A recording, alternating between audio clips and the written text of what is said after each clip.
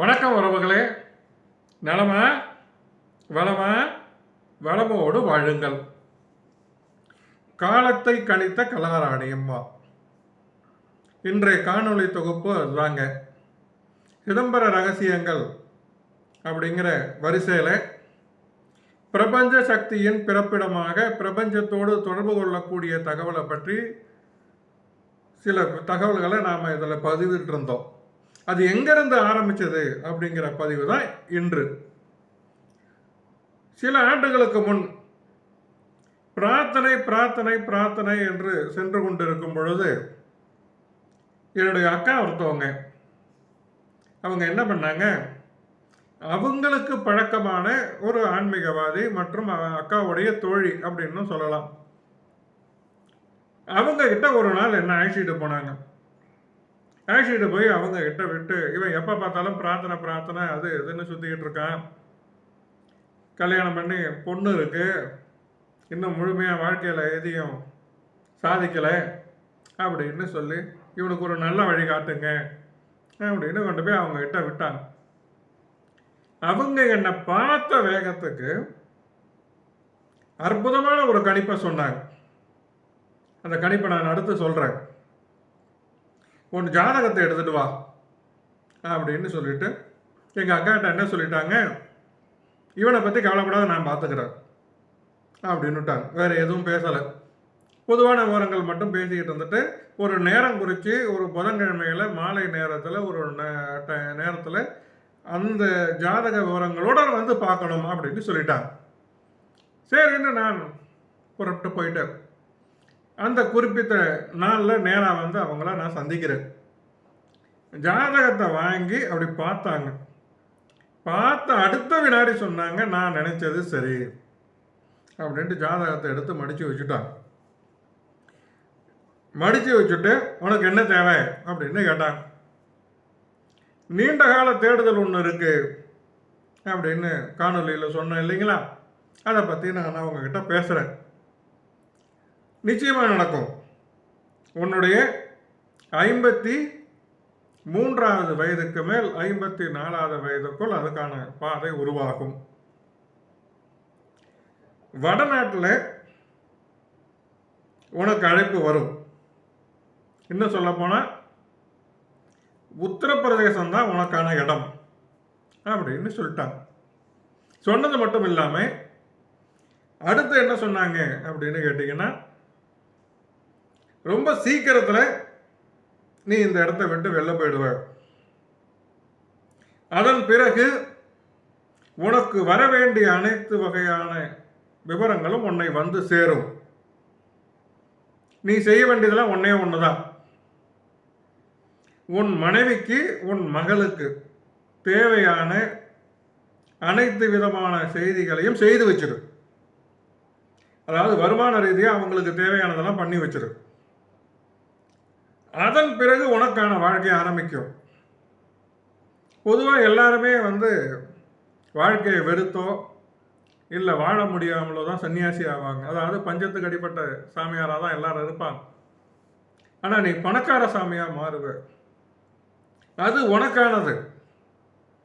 உன்னுடைய குடும்ப பந்தமானது அதில் எந்த இடத்துலையும் குறுக்கீடு பண்ணக்கூடாது. குடும்ப கடமைகள் உனக்கு எதுவும் குறுக்கீடு இருக்கக்கூடாது. அதனால் அவங்களுக்கு செய்ய வேண்டிய அனைத்தையும் செய்து வச்சிரு. ரொம்ப சீக்கிரத்தில் இந்த இடத்த விட்டு நீ வெளியேறிடுவேன். அப்படி அது நடந்ததுன்னா நான் சொல்றது எல்லாம் வரிசைக்க நடக்கும் அப்படின்னு சொல்லிட்டாங்க. எனக்கு ரொம்ப ஆச்சரியமா இருந்தது. இருந்தாலும் நாம தேடிக்கிட்டு இருக்கிற கேள்விக்கு பதில் சொல்லிட்டாங்க அப்படின்னு சொல்லிட்டு நான் அதை எடுத்துக்கிட்டேன். அது மட்டும் இல்லாமல் அவங்க மூலமாக எனக்கு வேறொரு நபருடைய தொடர்பு கிடைச்சது. அந்த நபரும் நானும் சேர்ந்து தான் டிசம்பர் 31 கிள்ளை கடற்கரையில் தியானத்தில் போய் உட்கார்றோம். இப்போ புரியுதுங்களா எங்கே வர அப்படின்ட்டு? அவங்க என்ன செய்துகிட்டு இருக்காங்க அப்படின்னா, அவசியம் சிதம்பரத்தில் இருக்கிற மக்கள் இந்த தகவலை தெரிஞ்சுக்கணும். அவங்க வள்ளி, அதாவது முருகனுடைய மனைவி வள்ளி, அவங்க பிறந்த வம்சத்தில் வந்தவங்க. அவங்களுடைய வாக்கு பலிதம் அப்படிங்கிறது மிக சிறப்பாக இருக்கும். இந்திய இராணுவத்தில் நர்ஸா பணிபுரிஞ்சார். ஒரு காலகட்டத்தில் அதில் இருந்து விலகி வெளியில் வந்துட்டாங்க. அவங்களுக்கு 3 குழந்தைகள், எனக்கு நினைவு அதுதான், 2 பிள்ளைகள், ஒரு பெண்.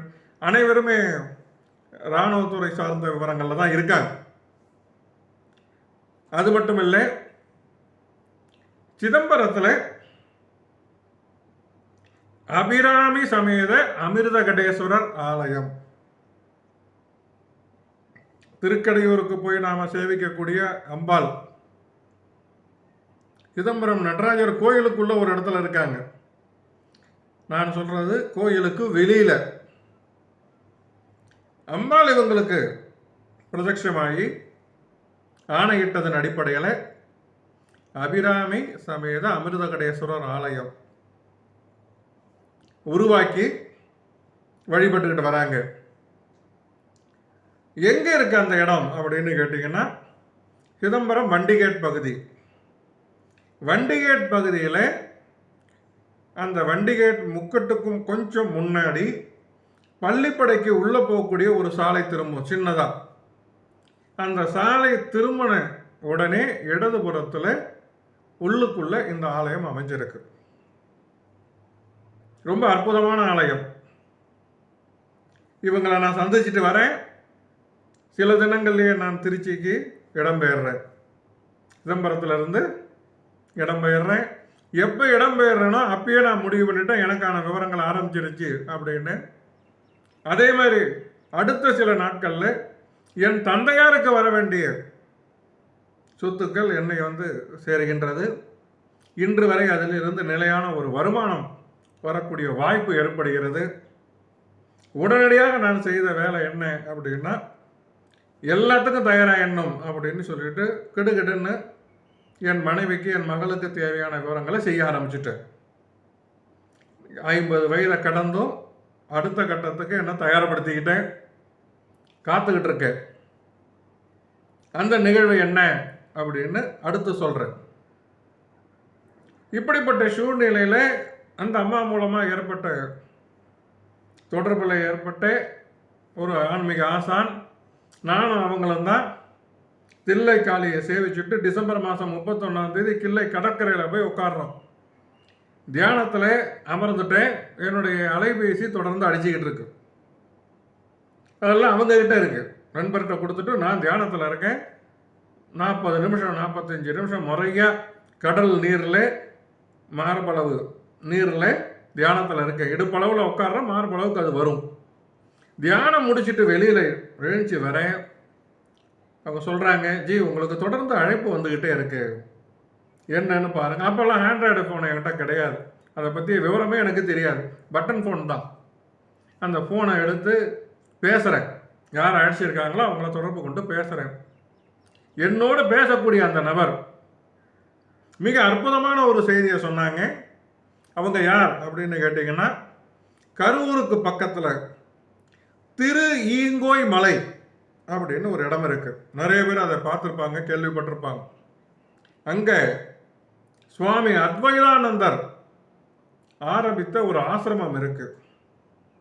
பாரத தேசத்திலேயே யோகினிகளுக்காக இருக்கக்கூடிய ஒரே ஆசிரமம். முழுக்க முழுக்க அனைவரும் பெண்களே, யோக தீட்சை பெற்று யோகினிகளாக வாழ்ந்து கொண்டிருக்கக்கூடியவர்கள். அந்த ஆசிரமத்துடைய தலைவர் யோகினி நிர்மலாபாஜி. சற்றேறக்குறைய 85-90 வயது இருக்கும். நான் சொல்ற கதை, இந்த நிகழ்வு நடக்கும்போது இப்போ எப்படி இருக்காங்களாங்கிற விவரம் தெரியல. அவங்க தான் அழைக்கிறாங்க. என் நீண்ட கால தேடுதலுக்கு பதில் அவங்க சொல்றாங்க. என்ன சொல்றாங்க அப்படின்னா, ரிஷிகேஷுக்கு புறப்படு, அம்மா உன்னை அழைக்கிறார், அம்மாவுக்கான தகவல் உங்ககிட்ட வரும், அதற்குரிய நபரும் வருவார்கள் அப்படின்னு சொல்றாங்க. என்ன அம்மா, என்ன நபர், என்ன தகவல்? மீண்டும் மற்றொரு காணொளியில் சந்திப்போம். சிதம்பரம் வரக்கூடிய ஆன்மீக அன்பர்கள், சிதம்பரம் எல்லையிலே வண்டிகேட் பகுதியிலே அபிராமி சமேத அமிர்தகடேஸ்வரர் ஆலயம் இருக்கு.